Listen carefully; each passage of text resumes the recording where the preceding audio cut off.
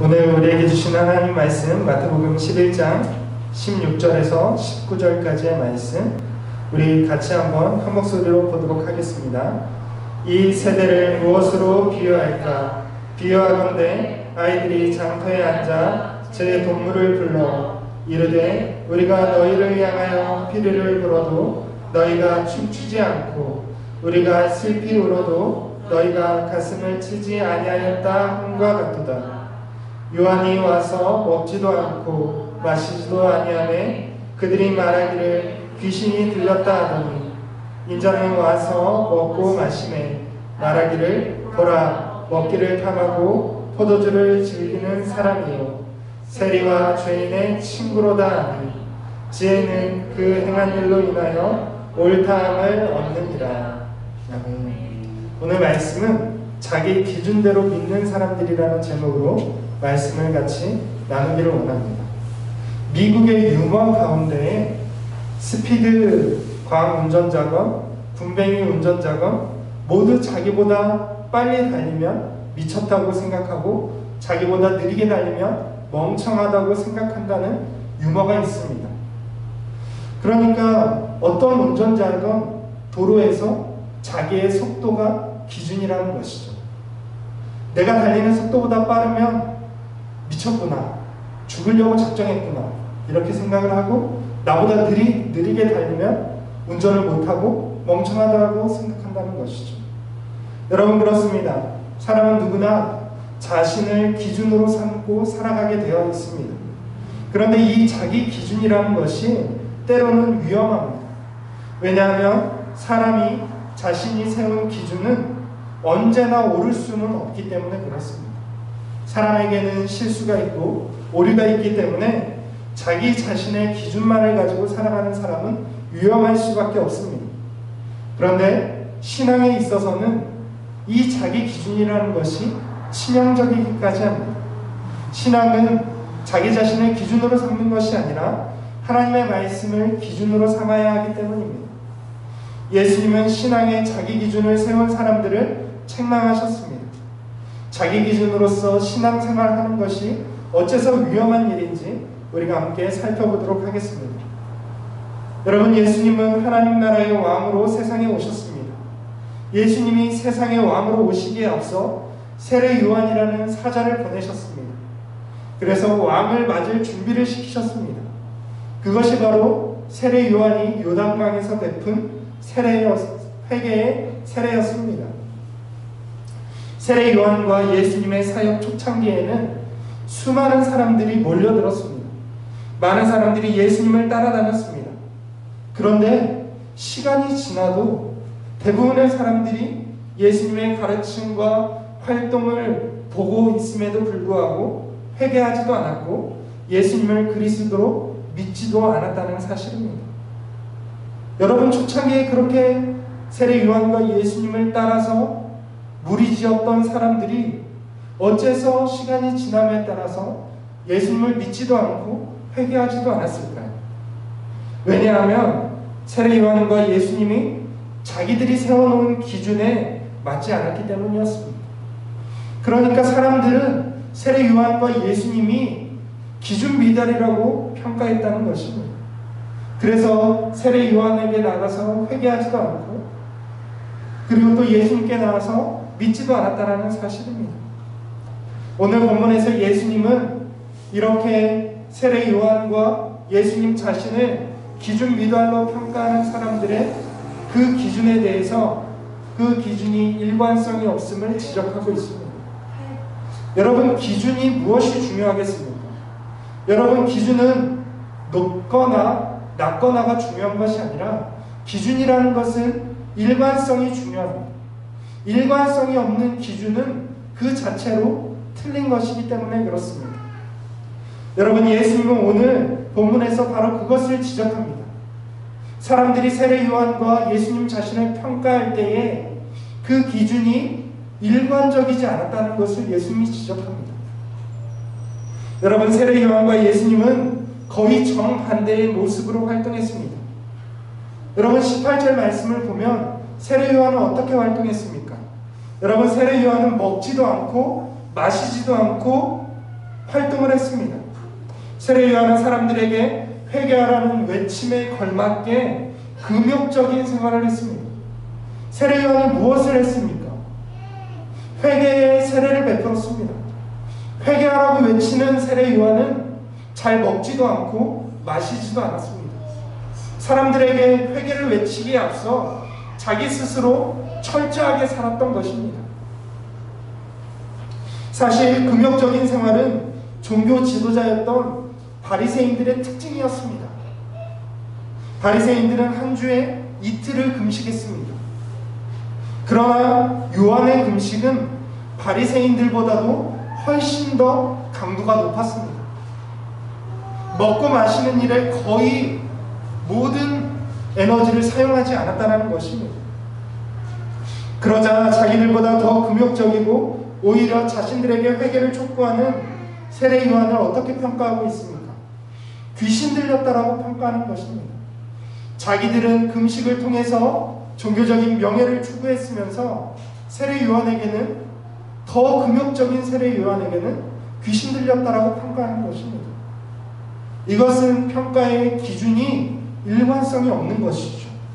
그런데 여기에 더 일관성이 없는 평가는 예수님에 대한 것이었습니다. 여러분, 예수님은 금식하지 않았습니다. 예수님은 먹고 마셨습니다. 예수님은 하나님 나라의 왕으로 오셨기 때문에 그 백성과 먹고 마시는 것이 당연했습니다. 그런데 사람들은 예수님을 어떻게 평가했습니까? 예수님을 주정뱅이요 죄인들의 친구라고 평가했습니다. 여러분, 완전히 극과 극입니다. 세례 요한은 먹지도 마시지도 않았더니 귀신 들렸다라고 평가하고, 예수님은 먹고 마셨더니 주정뱅이요 또 죄인들의 친구라고 평가했습니다. 여러분, 이 기준이 얼마나 잘못된 것인지 우리는 상식적으로도 알 수가 있는 것입니다. 여러분, 이들의 기준은 무엇입니까? 이들이 세례 요한과 예수님을 비판하는 까닭은 무엇입니까? 요한에게는 예수님 같지 않다라고 비판하고, 예수님에게는 요한 같지 않다라고 비판하고 있는 것입니다. 예수님을 향한 당시 시대의 사람들의 평가 기준에는 일관성이 없었습니다. 여러분, 이 기준이 우리가 볼 때에도 얼마나 틀렸는지를 자인하는 꼴을 우리가 볼 수 있습니다. 당시 사람들의 자기 기준이 확고했기 때문에, 자신이 기준이었기 때문에 자신보다 넘어서도 안 되고 부족해서도 안 된다는 것입니다. 사람들이 세워놓았던 그 기준에 맞추는 것이 옳다라고만 생각했던 것입니다. 이런 사람들의 기준을 예수님께서는 비유로서 꼬집고 있습니다. 예수님이 사셨던 시대나 지금이나 아이들은 소꿉놀이를 합니다. 요즘에는 소꿉놀이 세트가 나와서 장난감이 있어요. 병원놀이가 있고요, 주방놀이, 캠핑놀이, 온갖 놀이들을 장난감으로 만들어서 판매를 하고 있죠. 예수님 당시에도 아이들은 소꿉놀이를 했습니다. 소꿉놀이라는 것은 어른들을 흉내내는 것이죠. 예수님 당시의 아이들의 소꿉놀이는 혼인식과 장례식 놀이였습니다. 당시에 가장 큰 일이 벌어지는 것은 혼인식과 장례식이었기 때문에 아이들이 그것을 따라했던 것입니다. 혼인식 놀이는 피리 부는 악사가 연주하면 아이들이 춤을 추는 놀이입니다. 그리고 장례식 놀이는 사람들을 대표해서 곡하는 사람이 울면 다른 아이들은 가슴을 치는 놀이였습니다. 어른들이 그렇게 했기 때문에 아이들이 따라하는 것이죠. 그런데 여러분, 아이들의 놀이는 예상대로 흘러가지 않았습니다. 소꿉놀이의 주연을 맡은 아이들이 피리를 불고 아무리 울어도 아이들이 반응하지 않은 것입니다. 주연을 맡은 아이들이 그 지시를 따르지 않는 아이들을 향해서 화를 내고 너희들이 어째서 따라하지 않느냐고 따지고 있습니다. 여러분, 이 비유가 무엇입니까? 이 비유에서 주연을 맡아서 피리를 불고 곡을 하는 아이들은 바리새인들로 대표되는 유대인들이었습니다. 그리고 그들의 피리 소리와 우는 소리에 반응하지 않은 분은 세례 요한과 예수님입니다. 당시 사람들은 자기의 전통과 삶의 방식을 세례 요한과 예수님께 요구했습니다. 자기들이 피리 부는 대로 세례 요한과 예수님이 춤추기를 원했고, 자기들이 곡하는 대로 세례 요한과 예수님이 가슴을 치기를 원했습니다. 자기들의 기준에 맞춰서 세례 요한과 예수님이 사역하기를 원했다는 것입니다. 그런데 어떻습니까? 세례 요한과 예수님은 이들의 기준에 맞춰서 수동적으로 움직이지 않았습니다. 여러분, 이들의 요청대로 예수님은 움직이지 않았다는 것입니다. 여러분, 그 요구가 불합리한 것이었기 때문입니다. 이스라엘 백성의 죄를 지적하면서 심판을 선고하는 장례식의 세례 요한에게는 금식이 당연한 것입니다. 그리고 이 땅에 신랑으로 오신 예수님께는 자기 백성들과 먹고 마시는 것이 당연한 것입니다. 그렇기 때문에 세례 요한과 예수님은 이들의 장단에 맞춰 움직이지 않았다는 것입니다. 여러분, 그렇습니다. 하나님의 구원은 사람들이 정해놓은 방식이 아니라 하나님의 방식으로 이루어지는 것입니다. 바리새인들과 유대인들의 요구가 무엇이었습니까? 자기들의 방식대로 하나님의 구원이 이루어지기를 원하고 있습니다. 자기들의 방식대로, 자기들의 기준대로 그리스도께서 맞춰주기를 원하고 있다는 것입니다. 여러분, 그러나 하나님의 기준이 절대적인 것입니다. 하나님의 구원은 하나님의 기준과 하나님의 방식으로 이루어진다는 사실입니다. 여러분, 그렇기 때문에 자기 기준에 맞춰서 하나님을 믿는 사람들은 어리석은 사람들입니다. 예수님은 이 사람들의 어리석음을 이렇게 비판하고 있습니다. 지혜는 그 행한 일로 인하여 옳다함을 얻느니라. 지혜는 예수님을 뜻합니다. 예수님은 자신이 사람들의 기준이 아니라 예수께서 행하신 일, 그 결과를 통해서 증명될 것이라고 말씀하고 있습니다. 여러분, 예수님이 행하신 일이 무엇입니까? 5절 말씀에 보면 맹인이 보며 못 걷는 사람이 걸으며 나병한 자가 깨끗함을 받으며 못 듣는 자가 들으며 죽은 자가 살아나며 가난한 자에게 복음이 전파된다 하라고 말씀하셨습니다. 여러분, 그렇습니다. 예수님께서는 바로 이렇게 행하신 이 일을 통해서 결과를 판단받게 될 것이라고 말씀하고 있습니다. 세상에 어느 누가 자기의 행동을 통해서, 행함을 통해서 검증받는 사람이 얼마나 있겠습니까? 요즘 청문회를 보면 이게 청문회인지 아닌지 알 수가 없어요. 검증받기를 거부하죠.